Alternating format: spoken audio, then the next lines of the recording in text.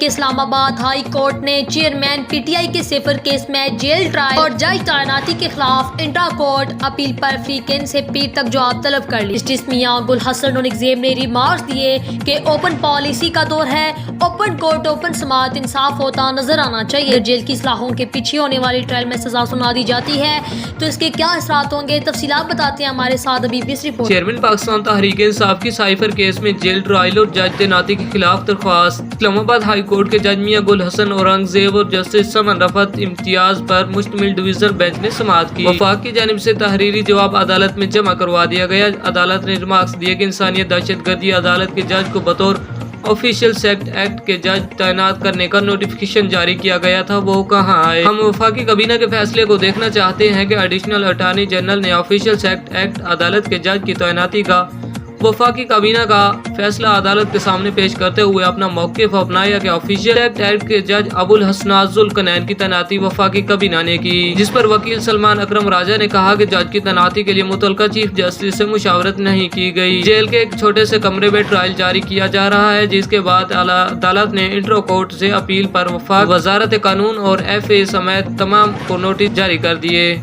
Senior वकील हामिद मीर ने media से गुफ्तगू करते हुए कहा कि साइफर केस एक जाली केस है, इसके पीछे कोई सबूत नहीं मिल रहे।